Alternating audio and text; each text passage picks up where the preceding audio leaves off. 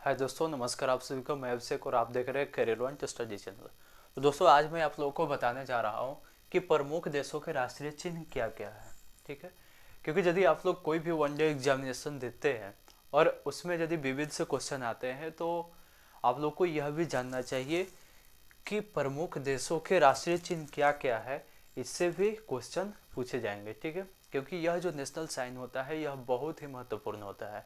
और जनरली भी यदि आप लोग किसी कंपटीशन की तैयारी नहीं भी करते हैं तो भी आप लोगों को यह जानना बेहद ज़रूरी होता है कि किस देश का क्या राष्ट्रीय चिन्ह होता है। ठीक है, ताकि आप लोग कोई भी वस्तु जब खरीदते हैं उस पर कोई साइन दिखे, या क्रिकेट वगैरह देखते हैं उसमें कोई साइन देखे, मतलब कोई भी नेशनल साइन देखे, तो आप लोग किसी कंफ्यूजन में ना पड़े। तो यहाँ पे देखिए, हम लोग एक एक करके सभी देशों के जो भी प्रमुख देश है, ठीक है, उनके चिन्ह को देखने का प्रयास करेंगे। और वह कैसा चिन्ह? तो राष्ट्रीय चिन्ह। ठीक है, यहाँ पे हम लोग देश को नंबरिंग दे देते हैं। ठीक है, ताकि आप लोगों को लगे कि हाँ, मैंने इतना कंटेंट पढ़ा है।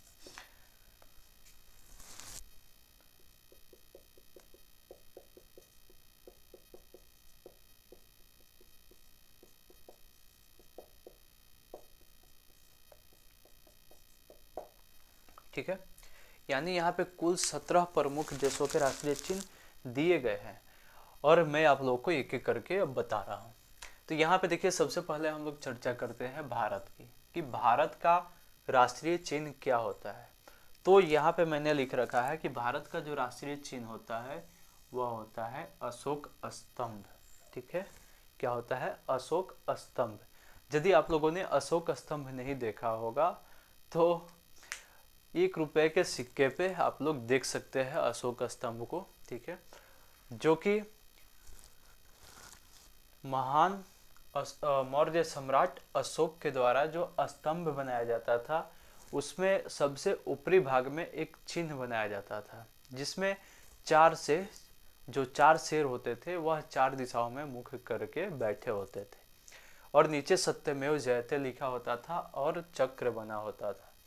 तो वह जो साइन होता है वही हमारे देश भारत का राष्ट्रीय चिन्ह घोषित कर दिया गया। ठीक है, उसके बाद यहाँ पे अगला है तुर्की। ठीक है, भारत का तो आप लोग कभी भूलेंगे नहीं। दूसरे नंबर है तुर्की, यानी तुर्की का राष्ट्रीय चिन्ह क्या होता है। तो यहाँ पे आप लोग देख पा रहे होंगे कि तुर्की का जो राष्ट्रीय चिन्ह होता है वह होता है चांद तारा। इसको आप लोग ऐसे भी याद रख सकते हैं कि जो भी मुस्लिम मतलब जो तुर्की है वह एक मुस्लिम कंट्री है, यानी एक इस्लामिक कंट्री है, और इस्लाम धर्म में चांद और तारे का प्रमुख स्थान होता है। और आज भी तुर्की समस्त जो इस्लामिक कंट्री है पूरे विश्व की उन सब का प्रतिनिधित्व करता है। हालांकि प्रत्यक्ष तौर पे नहीं, लेकिन अप्रत्यक्ष रूप से अब भी इसकी स्तुति बोलती है। तो यहाँ पे तुर्की जो है इसका जो प्रमुख राष्ट्रीय चिन्ह है वह क्या है? तो चांद तारा है। उसके बाद हम लोग देखते हैं डेनमार्क। तो डेनमार्क का जो राष्ट्रीय चिन्ह होता है वह होता है समुद्री तट। ठीक है, यदि आप लोग देखे होंगे डेनमार्क का, ठीक है, तो आप लोग को पता होना चाहिए कि डेनमार्क का जो राष्ट्रीय चिन्ह होता है वह होता है समुद्री तट। डेनमार्क के जो भी लोग होते हैं वे शुरू से ही बहुत साहसी प्रवृत्ति के लोग होते थे। ठीक है, और उनके द्वारा मतलब पहले से ही नाविक शक्ति को काफ़ी डेवलप किया गया था, और वे समुद्र को बहुत बड़ी शक्ति मानते थे, यानी समुद्र पर अधिकार को वे परम शक्ति मानते थे। और आज भी हम लोग को देखने को मिलता है कि डेनमार्क के द्वारा समुद्री तट को ही अपना राष्ट्रीय चिन्ह घोषित कर दिया गया है। उसके बाद अगला कंट्री है नॉर्वे। नॉर्वे का राष्ट्रीय चिन्ह है शेर। ठीक है, नॉर्वे का राष्ट्रीय चिन्ह क्या है? शेर। उसके बाद अगला कंट्री है बांग्लादेश। तो बांग्लादेश के विषय में हम लोग जानते हैं कि बांग्लादेश जो हमारा पड़ोसी कंट्री है उसका जो राष्ट्रीय चिन्ह है वह है वाटर लिली। ठीक है, वाटर लिली। उसके बाद जो फ्रांस है, फ्रांस का राष्ट्रीय चिन्ह होता है लिली। ठीक है, इसे आप लोग फ्रांस के राष्ट्रीय ध्वज पे भी देख सकते हैं। उसके बाद अगला जो हमारा कंट्री है वह है नीदरलैंड्स। ठीक है, क्या है? नीदरलैंड्स। तो नीदरलैंड्स जो है यहाँ का भी राष्ट्रीय चिन्ह जो है वह क्या होता है? शेर। तो यहाँ पे आप लोग देख पा रहे होंगे कि नॉर्वे एंड नीदरलैंड दोनों का राष्ट्रीय चिन्ह क्या है? तो शेर। ठीक है, नॉर्वे एंड नीदरलैंड, दोनों का राष्ट्रीय चिन्ह क्या है, शेर है। यानी इसमें न से जो आप लोगों का नाम दिखाई दे रहा होगा वह क्या है, उसका राष्ट्रीय चिन्ह शेर। उसके बाद अगला हमारा कंट्री है ईरान, ठीक है। ईरान, यदि इत्र निकालने की कला के विषय में हम लोग अध्ययन करें तो हम लोग पाते हैं कि जो जहांगीर की सास हुआ करती थी, ठीक है, उन्हीं के द्वारा इत्र निकालने की कला की खोज की गई थी, ठीक है। और वह कहाँ की थी, तो ईरान की थी, ठीक है। यानी ईरान के सामंती परिवार से जुड़ी हुई थी। तो यहाँ पे उन्होंने आप लोग जब देखेंगे तो आप पाएंगे कि जो इत्र निकालने की प्रथम कला थी वह जहांगीर की सास ने खोजी थी और उनके द्वारा सर्वप्रथम गुलाब के रस से इत्र बनाया गया था, ठीक है। तो जैसे ही ईरान नाम आएगा तो ईरान का संबंध हम लोग गुलाब के फूल से जोड़ देंगे, ठीक है। तो यहाँ पे ईरान का जो राष्ट्रीय चिन्ह है वह क्या हो जाएगा, तो गुलाब का फूल, ठीक है। ईरान का राष्ट्रीय चिन्ह गुलाब का फूल।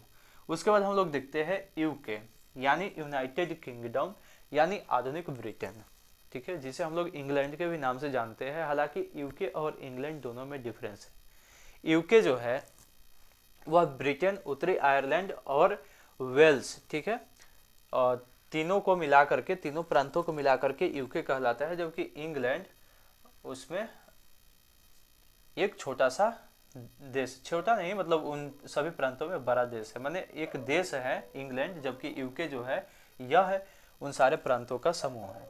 तो यूके का जो राष्ट्रीय चिन्ह है वह है गुलाब का फूल। अंग्रेजों को भी गुलाब के फूल से बहुत ज़्यादा लगाव था और यही कारण था कि उन्होंने अपना राष्ट्रीय चिन्ह किसे घोषित कर दिया, तो गुलाब के फूल को। उसके बाद अगला हमारे यहाँ पे कंट्री है स्पेन, ठीक है। और स्पेन का जो राष्ट्रीय चिन्ह होता है वह होता है ईगल, ठीक है। स्पेन का राष्ट्रीय चिन्ह जो है वह होता है ईगल। इसे आप लोग हॉलीवुड के मूवी में देख सकते हैं, जो कि पायरेट्स ऑफ कैरेबियन भी यदि आप लोग देखे होंगे तो उसमें आप लोग देख लेंगे कि स्पेन का जो राष्ट्रीय चिन्ह है वह क्या है, ईगल, ठीक है। उसके बाद अगला हमारा कंट्री है यूएसए, यानी संयुक्त राज्य अमेरिका। और संयुक्त राज्य अमेरिका का जो राष्ट्रीय चिन्ह होता है वह होता है गोल्डन रड। आज भी दोस्तों हम सभी को पता है कि सबसे अधिक यदि सोना किसी देश के पास है तो वह है यूएसए। तो यूएसए के पास ज़्यादा सोना है, अतः वही क्या किया है कि अपना राष्ट्रीय चिन्ह गोल्डन रड को बना दिया। हालांकि यही कारण नहीं है, लेकिन मैं आप लोगों को उससे संबद्ध करके बता रहा हूँ ताकि आप लोगों को यह याद रह सके। उसके बाद हमारा अगला कंट्री है जापान। और जापान का जो राष्ट्रीय चिन्ह है वह है गुलदाउदी, ठीक है। गुलदाउदी का जो फूल होता है वही जापान का राष्ट्रीय चिन्ह होता है। उसके बाद अगला कंट्री है इटली। इटली का जो राष्ट्रीय चिन्ह है वह है सफ़ेद लिली, ठीक है। इटली जैसे लास्ट में ली आएगा आप लोगों को तो ध्यान में ही आ जाएगा कि इसके राष्ट्रीय चिन्ह क्या होगा, सफ़ेद लिली। सिर्फ लिली नहीं बल्कि सफ़ेद लिली। जबकि फ्रांस का सिर्फ लिली, इटली का सफ़ेद लिली एंड बांग्लादेश का वाटर लिली। उसके बाद हम लोग देखते हैं अगले कंट्री को जिसका नाम है कनाडा। कनाडा का जो राष्ट्रीय चिन्ह है वह होगा मैपल लीफ, ठीक है। यानी मैपल का जो लीफ होता है वही क्या होगा, कनाडा का राष्ट्रीय चिन्ह होता है। उसके बाद हम लोग आगे देखते हैं ऑस्ट्रेलिया को। तो ऑस्ट्रेलिया का राष्ट्रीय चिन्ह होता है वेटल, ठीक है। ऑस्ट्रेलिया का राष्ट्रीय चिन्ह होता है वेटल। उसके बाद अगला कंट्री है रूस। और रूस का हम लोग देख रहे हैं कि रूस का राष्ट्रीय चिन्ह होता है डबल हेडेड ईगल, ठीक है। स्पेन का होता है केवल ईगल एंड रूस का होता है डबल हेडेड ईगल। यानी स्पेन का सिर्फ ईगल, ठीक है, सिर्फ ईगल, जबकि रूस का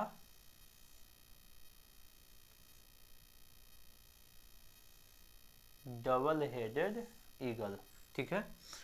उसके बाद हम लोग आगे देखते हैं न्यूजीलैंड के विषय में। तो न्यूजीलैंड का जो राष्ट्रीय चिन्ह होता है वह होता है कीवी, ठीक है, और सदर्न क्रॉस एंड फर्न। यानी इसका 3 राष्ट्रीय चिन्ह होता है, पहला कीवी, दूसरा सदर्न क्रॉस और तीसरा फर्न, ठीक है। तो यहाँ आप लोगों ने जो हमारे पूरे दुनिया के जो प्रमुख 17 देश हैं उनके राष्ट्रीय चिन्ह को जानने का प्रयास किया। और इसके अगले वीडियो में दोस्तों हम लोग और भी जो कुछ महत्वपूर्ण देश है उनके राष्ट्रीय चिन्ह को जानने का प्रयास करेंगे, और जितने भी अन्य महत्वपूर्ण विविध क्वेश्चन बन पाते हैं उन्हें भी हम लोग देखने का प्रयास करेंगे। फिलहाल मैं आप लोगों से यहीं पे विदा लेता हूँ। धन्यवाद। जय हिंद।